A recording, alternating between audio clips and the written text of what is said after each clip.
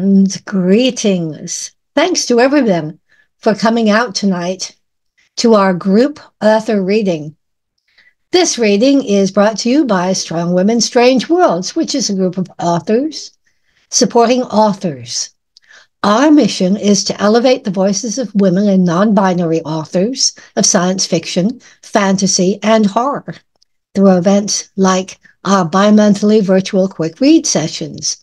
And as you all know, last month we had a virtual writing retreat.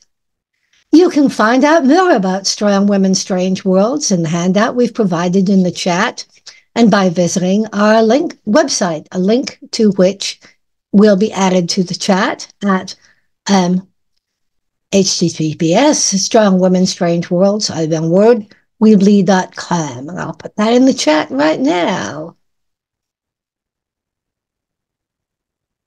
Here we go. And I'd also like to take a moment to thank those who have made a tip jar donation. We appreciate so much. We can use every penny, every dollar, and no matter how small, we like to know that you think we're doing something that you'd like to buy us a coffee for. I'm your host today, Sara Smith, and you can find out more about me in the provided handout as well. Please note, and we have to say this, that recording of this session by the audience is not allowed, and recording of electronic communications, including Zoom meetings and webinars, without permission is illegal, so don't do it. Today we'll be featuring 6 authors: Marie Brennan, Jessica Peter, Ginger Smith, Rosalyn Briar, Victoria Nations, and Meredith R. Lyons. Each author will read for 8 minutes. Are you ready? Here we go. Our first reader is Marie Brennan.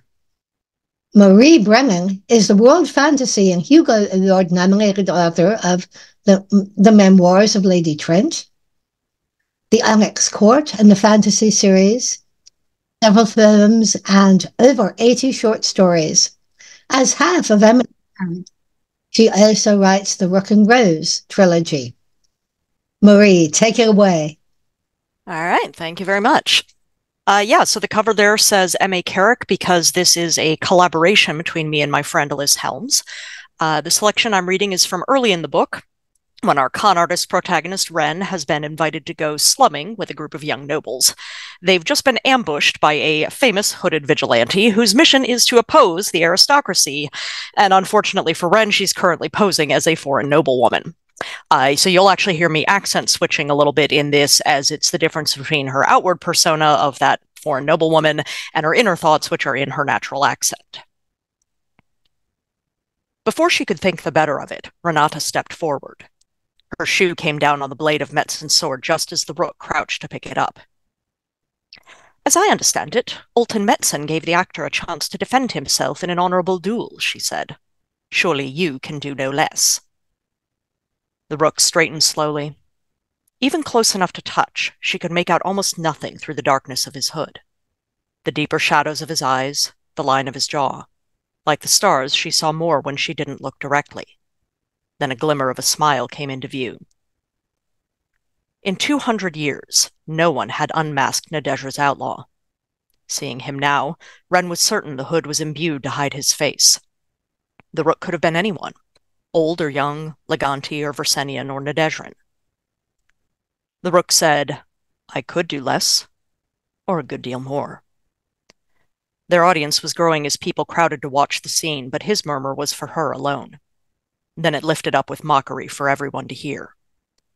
But if I'm to play at noble games, shouldn't I get a noble's reward for my trouble? She bent to pick up the sword, letting it dangle from her gloved fingers.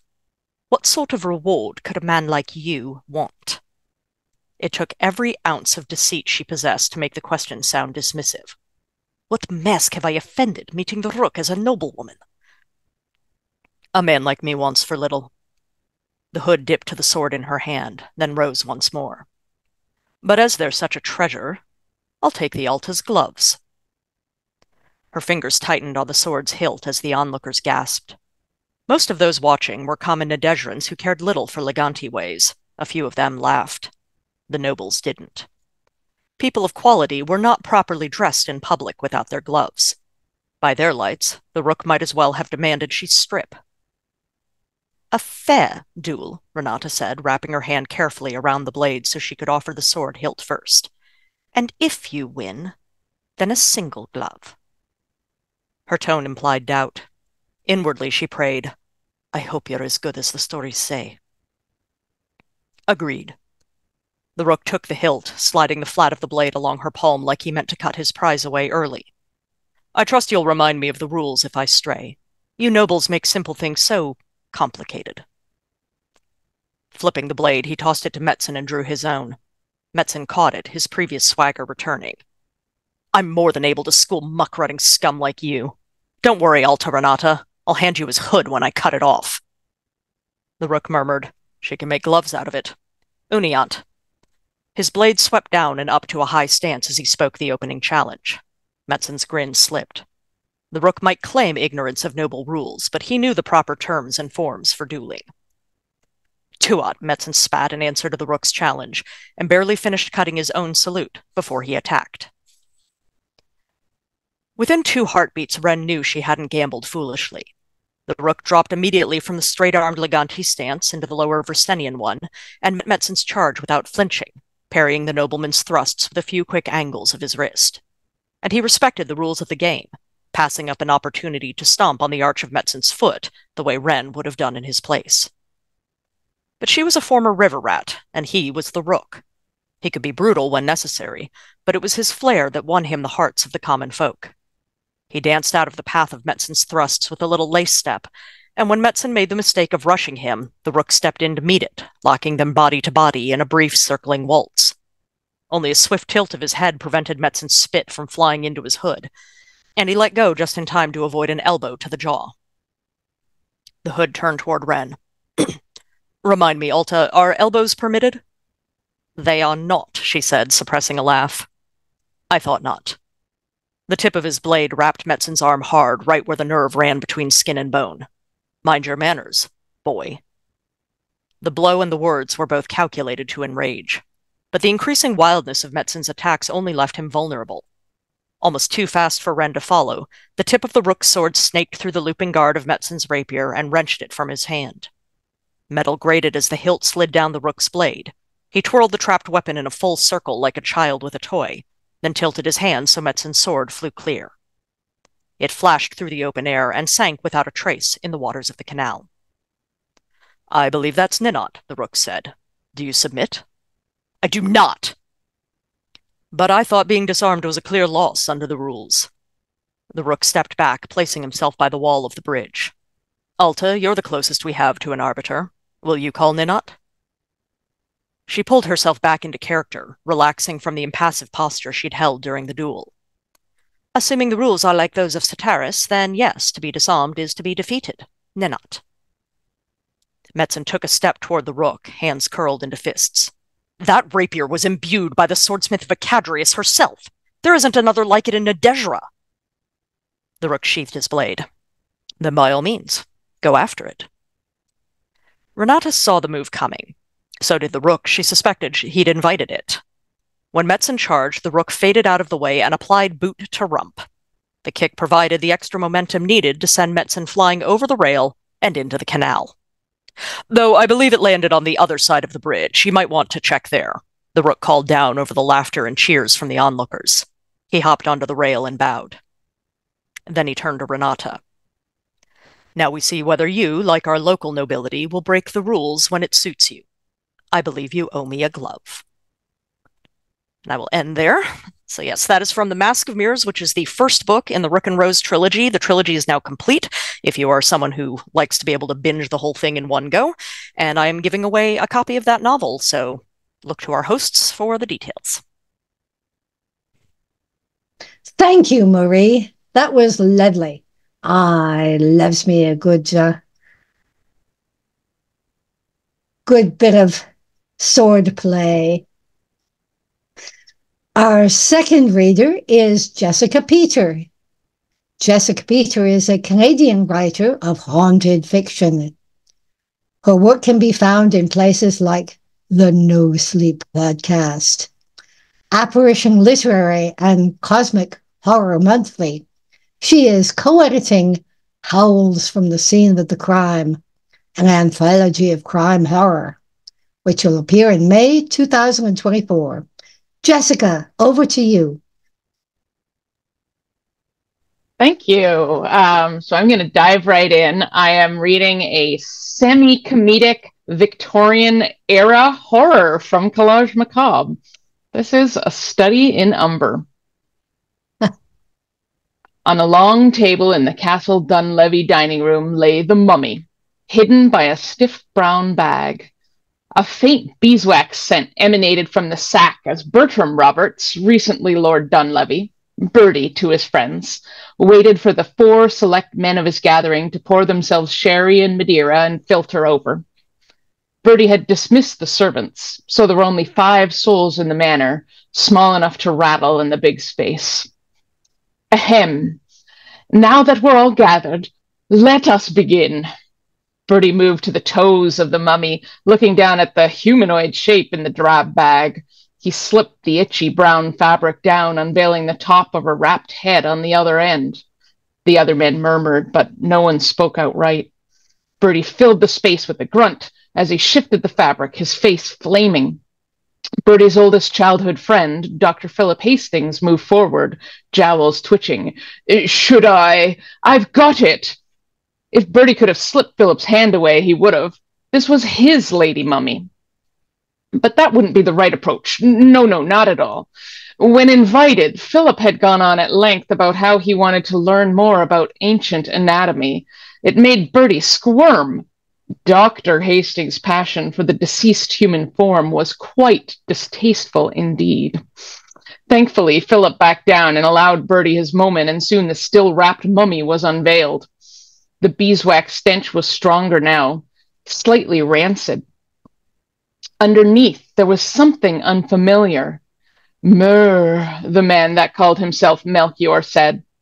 There was a long pause as Bertie and the others stared at the mysterious man. With his ragged brown cassock, long gray beard, and wild eyes, he looked just like the mystic and healer he professed himself to be. Bertie had found him through a friend of a friend of a friend. Raphael Blakely's stomach roiled as he watched Bertie beaming at the grimy old magic man. He found the occultist most unpalatable. Pardon me, he finally said, peering at the mystic through the little round spectacles which sat above his carefully manicured mustachio. Myrrh, that's what we are smelling. I believe it means the person is of high stature. Melchior's accent shifted in a way that made Raphael narrow his eyes. Bertie was one of his dearest friends, but Raphael had come for the exclusivity. However, with the magician at his right, Philip of all people across the table, and an artist that seemed to have been pulled straight from the gutter at his left, he was having his doubts about whether it was his type of exclusivity. What comes next? Philip surveyed the mummy with hungry eyes. Raphael shot him a frown. I suppose we start unrolling, Jacob Harris, the artist of so-called renown, said. Everyone assented, and the group began the unwrapping together. Bertie unstuck the first piece, and it came off with a dry scratch that made Raphael flinch. They all lifted as Bertie spiraled. The body was surprisingly light, a piece of driftwood battered by the sea. The sense of beeswax and myrrh surged through the room, along with something that could only be described as the dust of something long dead. Then she was unveiled. Of course, she looked much less like the beautiful lady she once may have been. Instead, she was desiccated and browned, tattered after the weight of centuries. I can see the aristocratic curve of a skull, Jacob said. Raphael pursed his lips as he tried to see the beauty. There were some murmurs of agreement, but Raphael assumed they were lies. This didn't look like a lady. It looked like a corpse. The jewels, however, were a pleasant surprise.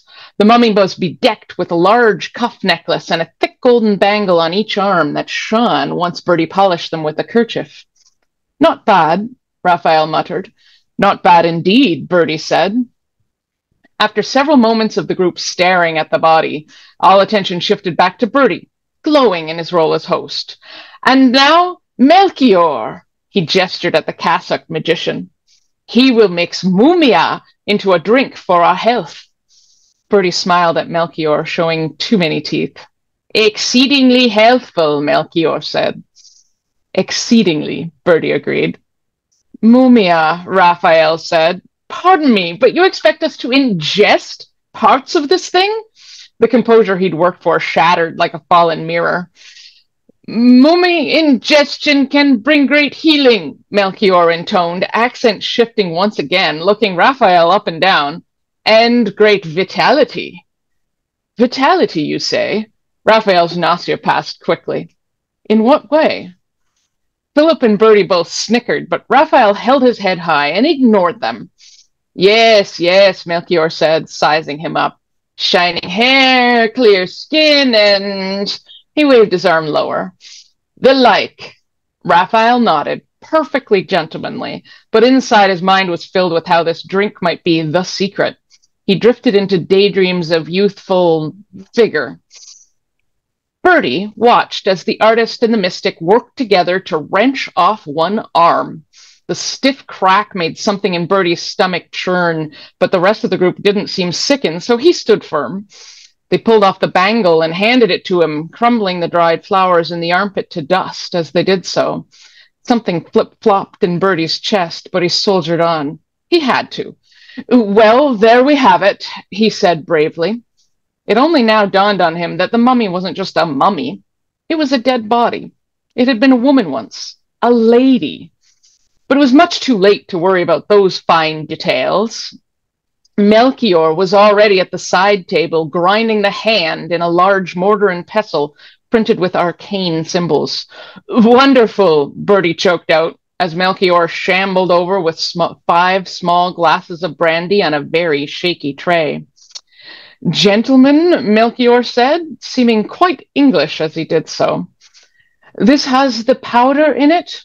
Raphael squinted at his glass. Bertie echoed his discomfort, but he wasn't about to say anything, not at his own party. At least the brandies were translucent, having been well stirred. "It does indeed," Melchior said indulgently. Bertie wondered again where exactly he was from. Then he picked up his glass, and the others followed suit. Bertie was the host, after all. "To health and history," he said. Bertie downed his entire glass of brandy in one go, liquid burning his throat, a faint graininess, the only indication of something more. There were indeed only 5 living souls in Castle Dunlevy that evening, but there was a 6th soul. It's just that she was dead. Irette burned with a pillar of white rage, and then she began to stir. Yes. And you can get a free copy of this if you win my giveaway. I'm giving away an ebook of Collage Macabre.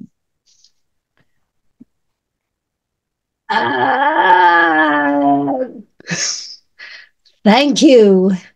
Those of you who have not yet eaten dinner may want to wait for a little while. Thank you so much, Jessica. Our third reader is Ginger Smith. Ginger Smith has worked as a record store employee, freelance writer, bookstore assistant manager, and high school teacher of English. In the past, she has played in many tabletop RPG games, groups, and even run several of her own. She collects vintage toys, SF novels, and comic books. Ginger, it is yours. Hi, everybody. Tonight I'll be reading from my space opera, The Rush's Edge. This scene takes place right after Ty and Hal, 2 former soldiers and best friends, rescue a techer named Vivi from a kidnapping attempt in a bar. She eventually joins their crew. She had a headache, a bad one. Did Noah find me? The thought caused her to open one eye, expecting to see her small cube of a rented room, or worse, her hab unit with Noah. Instead, she saw a medical bay with metal floors and ceiling. Opening both eyes, she looked around. She was in a med bed, covered with a blanket. She could feel the pull of medical sensors on her arm and collarbone. Her fingers began to work at them in growing panic. Where the hell am I? She breathed, yanking harder at the sticky pads of the sensors. She had a vague memory of two men grabbing her and pulling her somewhere she did not want to go. Had she been taken prisoner? The room swam in her sight, and she squeezed her eyes shut tightly with a groan. You are on the low shod, Vivian Valjean. I am Runa, the ship's computerized assistant. Please do not try to get up. Her eyes opened wide. The calm, steady voice seemed to come from above her, where the ship's comms would be. If the ship's computer knew she was awake, it would be alerting someone right now. Yeah, well, sorry, I don't take orders from computers. I give the orders. She removed the last sticky pad from her collarbone. I'm out of here. Miss Valjean, you are suffering the after effects of being drugged. No shit, really? Vivi slid from the bed, promptly falling on the floor. On her hands and knees, she found her boots and sat back to jam her feet into them. It took a moment to regain her balance, and the sudden vertigo made her cling to the med bed until the world stopped spinning. What the hell happened to me? She asked, slurring her words. Lifting her head, she saw her bag. Her data pad and ID were on the counter next to it. She shoved them into the backpack, grabbed it, and lurched toward the door. As she got there, it slid open, and she ran into a man standing on the other side. She staggered back, then tripped and fell to the ground. Well there, he said, you shouldn't be up yet. She looked up at him through a haze. He was attractive, with short brownish blonde hair, gentle eyes, and a golden scruff on his face that softened his features. He knelt beside her, taking her arm gently. She could smell the clean scent of his soap. I need to get you back onto the bed, he said, helping her to a sitting position. I remember you, she said uncertainly. Was he the man who had grabbed her arm and tried to take her out of the bar? Or was he that blur of gray and black she'd seen fighting her would-be attacker? She wasn't sure. You were in the bar. Yeah, no need to be afraid. The man helped her to her feet. When she took a sliding step backwards to put space between them, he was careful not to touch her again. If you can just lie back down, we can talk. He gestured toward the bed. Even though it was the last thing she wanted to do, she felt nauseous, and lying down was probably a good idea. He followed her as she staggered her way to the med bed and crawled up on it. Nobody's going to hurt you here, Miss Valjean. Who are you? She asked before laying back down. My name's Hal Cullen, he replied. Should I get our medic? She squeezed her eyes shut. No, I'm just kind of dizzy. That normal, Rena? Yes, Hal, the computer's even tone replied, but I am not currently getting a reading on our guest. Here, let me reattach the monitors, Hal murmured, turning her arm to place the sensor inside her elbow. He was careful with her, moving slowly so as not to startle her.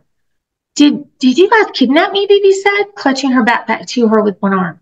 No, Hal looked up startled. He shook his head as he moved to slip off her boots and cover her with a warm blanket again.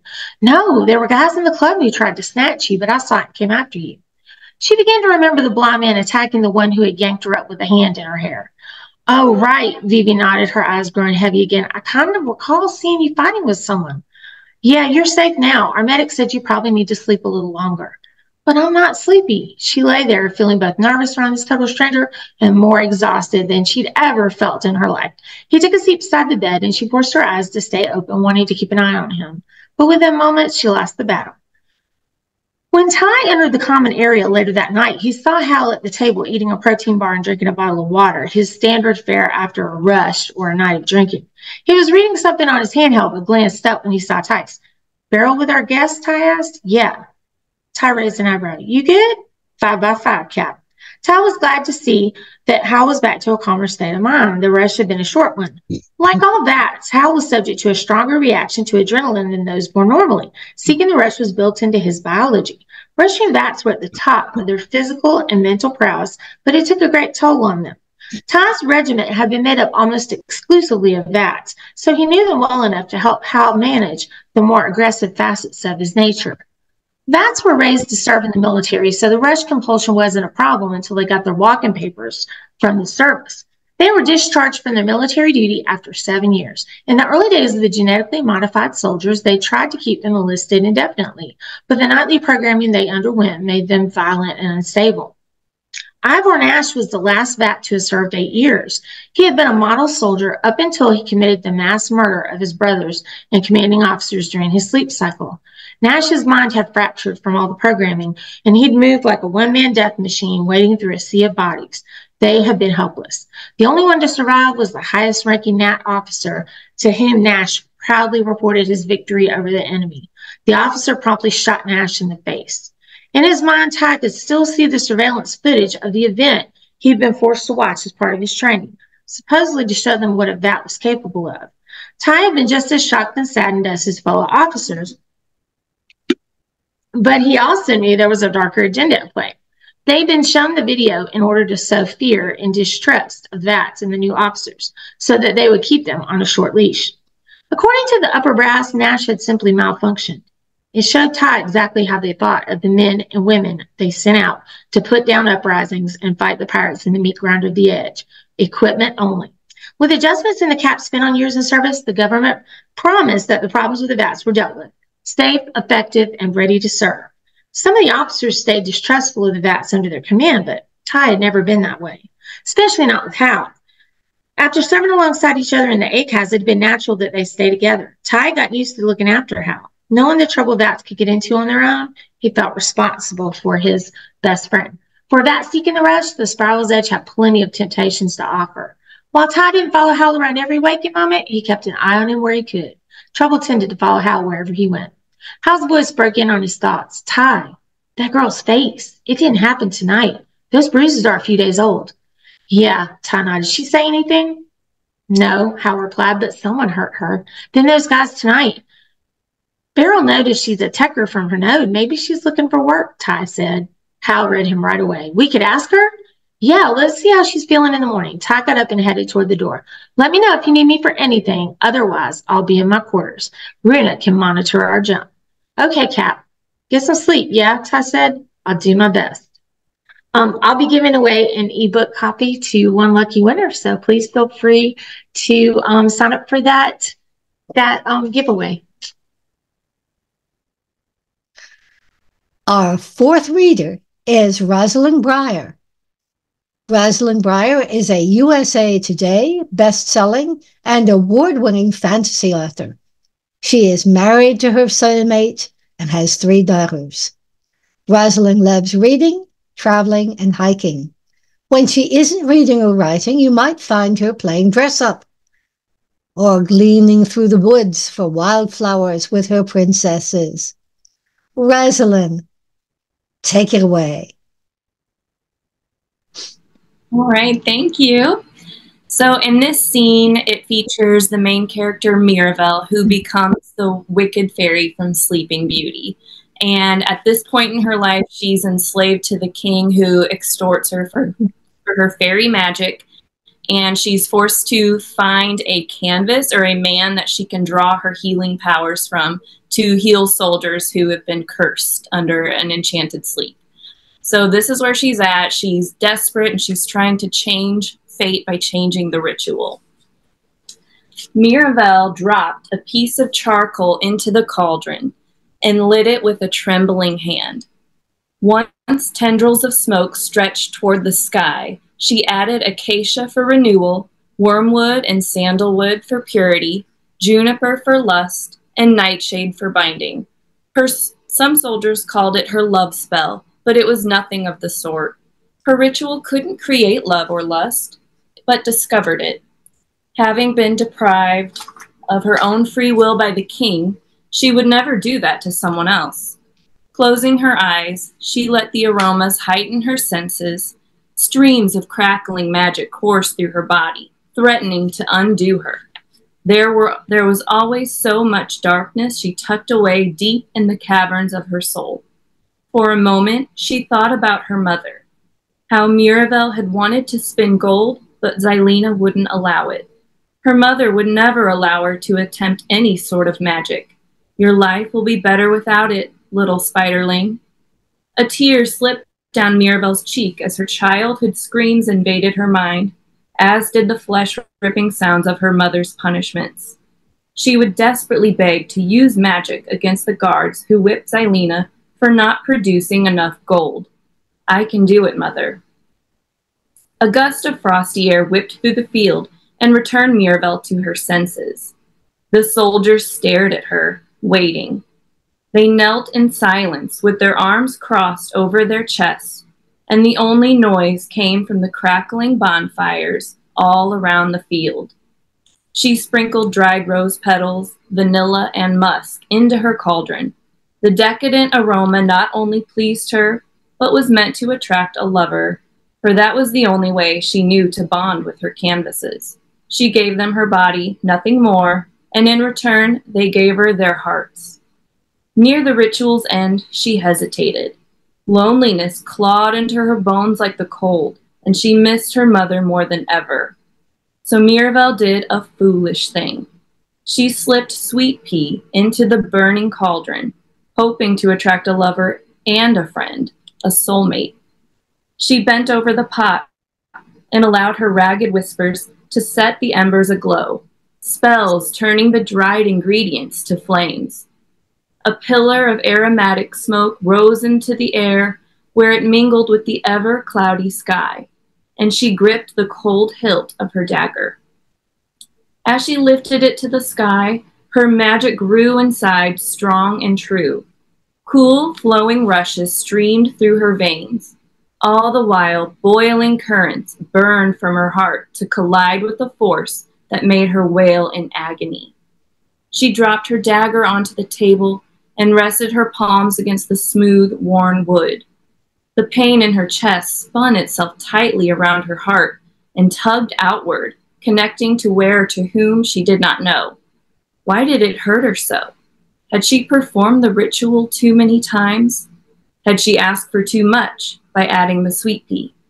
She blinked away the tears swirling her vision and met the captain's glare.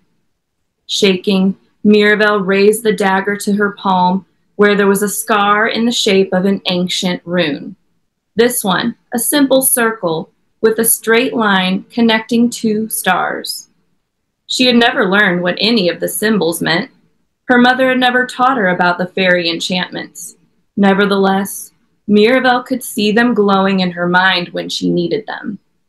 It was that raw, untrained magic that had frightened Xylena the most. With the tip of her dagger, she traced the rune at the center of her palm. The scarred skin broke open with such deep pain, Mirabelle gasped. When the shape was complete, she placed her palm face down above the cauldron, letting the smoke seep into the wound.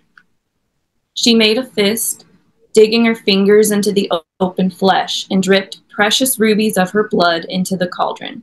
It bubbled and sizzled against the coal with a coppery scent, and a fresh burst of smoke rose into the sky, crackling with silver and gold sparks.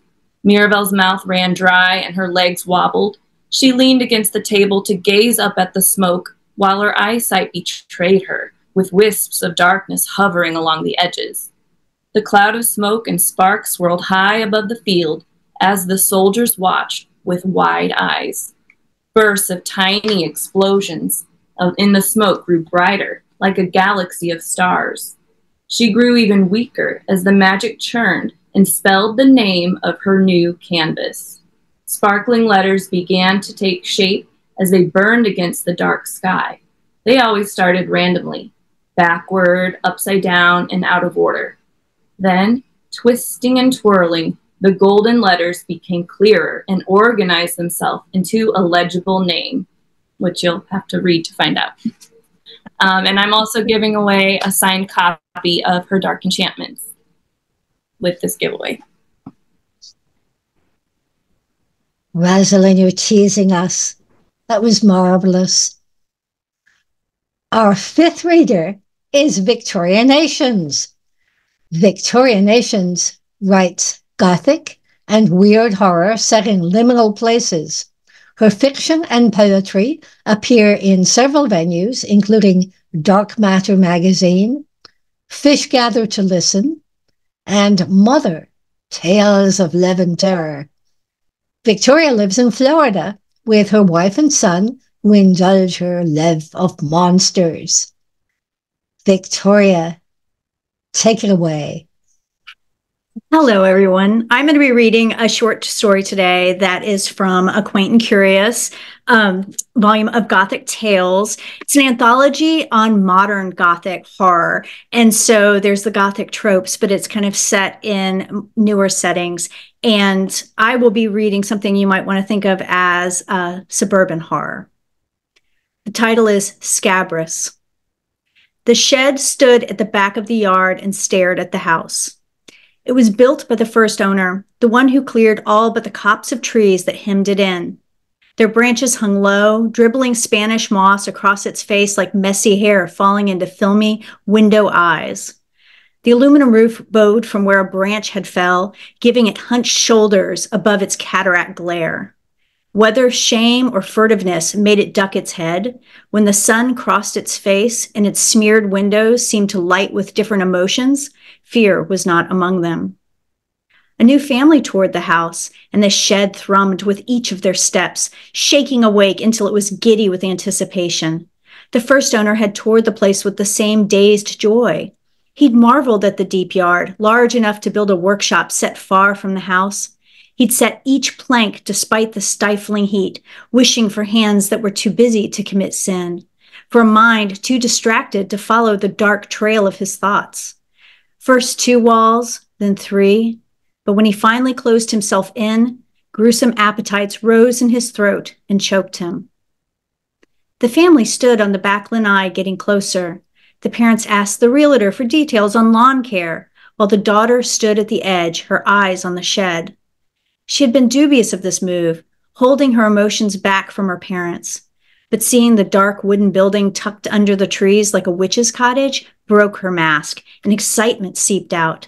The family locked eyes, close to a decision. Hazy sunlight filled the inside of the shed, empty and still for many years, coating everything in a butter yellow glow. The workbench even looked clean in that light. The splotched concrete floor showed dust tracks of roaches and mice, and there was remnants of a snakeskin coiled in the corner. But there were no footprints, despite the 5 little girls that dwelled there. The girls huddled together, away from the workbench the first owner had called an altar.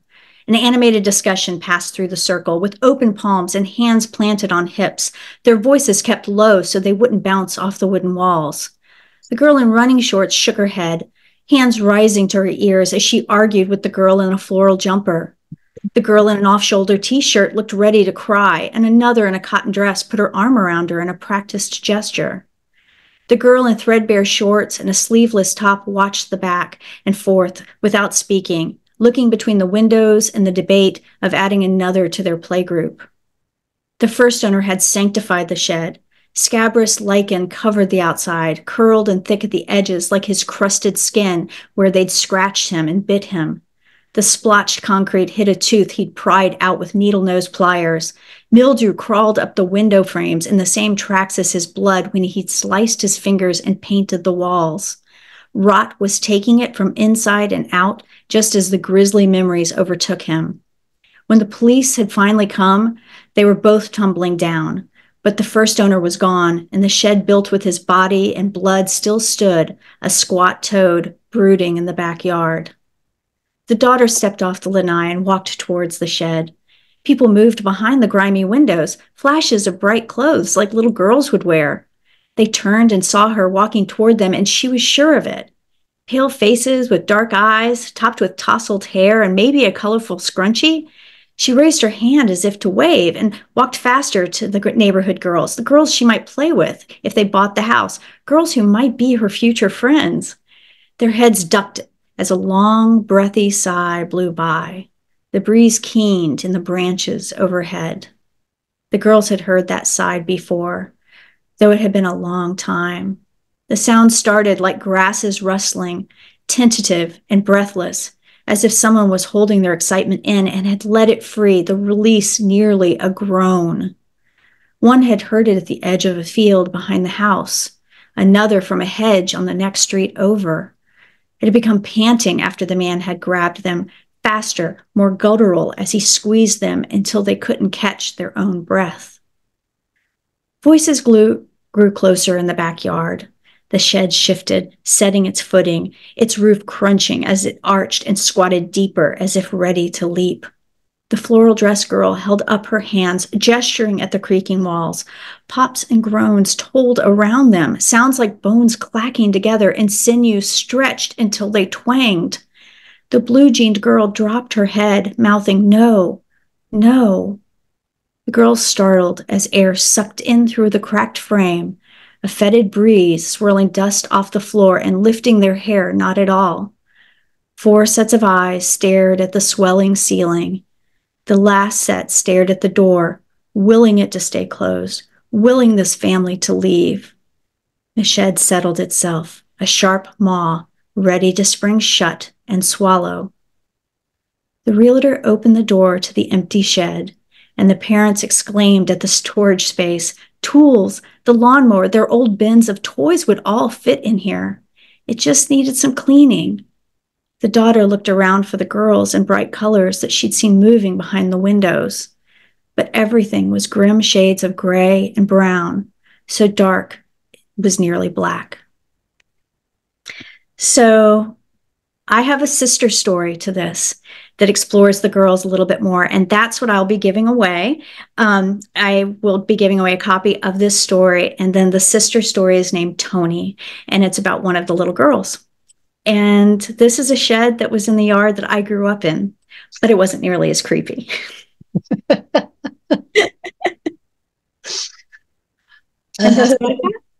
Well, I'm glad you survived. Thank you, Victoria. Our final reader is Meredith R. Lyons. Meredith grew up in New Orleans, and she ran away to Chicago to be an actor. Between plays, she got her black belt, fought in the Chicago Golden Gloves, ran the Chicago Marathon, and competed in the Savate World Championships. She now lives in Nashville. Ghost Tamer is her first novel. Meredith, it's yours. Awesome. Thanks, everybody. I'm reading a little bit early on in the story where our resident ghost, who is attached himself, they call him Casper, not his real name, to our heroine Rayleigh. She's determined to get rid of the evil ghost that's chasing her, and so she's found some ghost hunters online, and they're going to check it out. Casper's not on board with this, and here we go.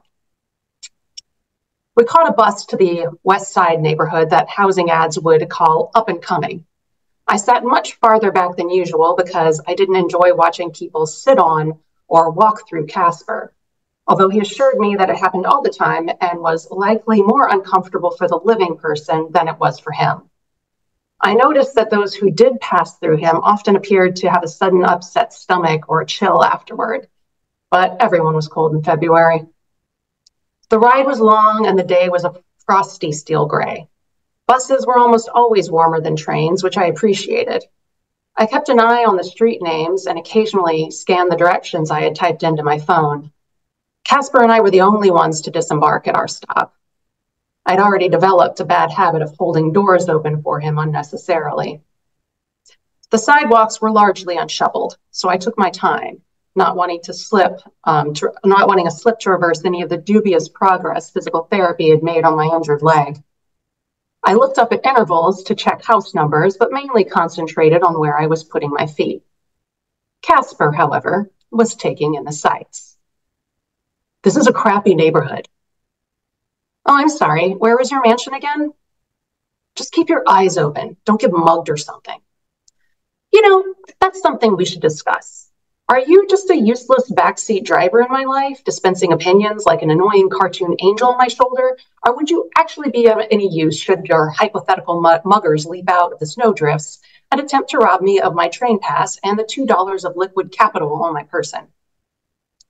I glanced at Casper as he exhaled in exasperation. His breath didn't cloud the air as mine did, which should have stopped surprising me by now. He kept his eyes forward, his dark eyebrows pulling closer together. I wouldn't be that useful, no. I haven't had a lot of practice at physically affecting things or people. Well, don't worry about it, I said, pausing in front of a rotting wooden fence to squint at the ice-blurred house number. People don't normally mug that many people when it's below freezing. This is us. I started to pick my way through the gap in the fence where presumably a gate was once attached when Casper stepped in front of me. Rayleigh, this is a shithole. You're incredibly judgy today. You're not going into this dump. Mission aborted. He folded his arms across his chest, as if he had authority over me. A weird burning sensation effervesced against my sternum. I wanted to both laugh and to punch him.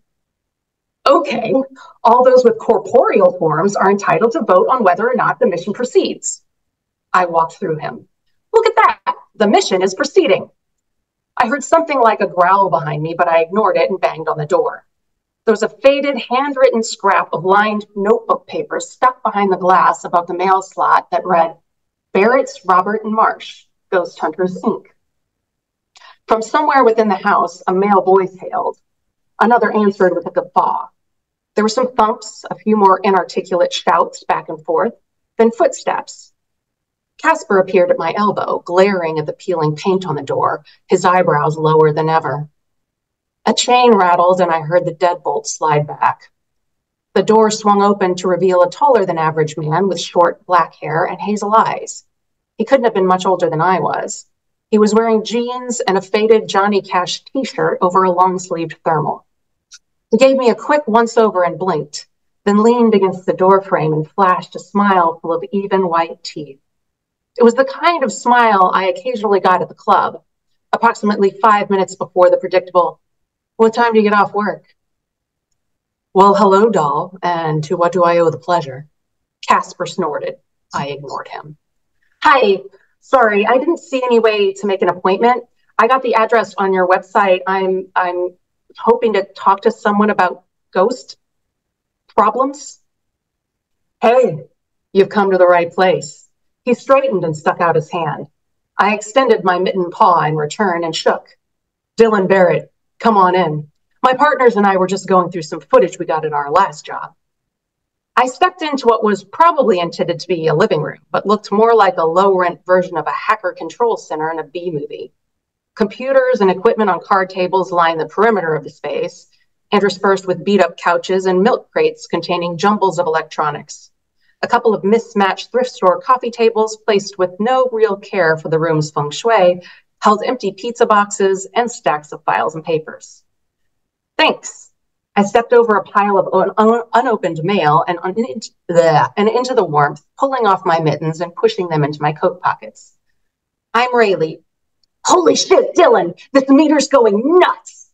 A shorter, scruffier man with dirty blonde hair shuffled over to us, expertly dodging piles of detritus, clutching what looked like a cross between a walkie-talkie and a battery tester.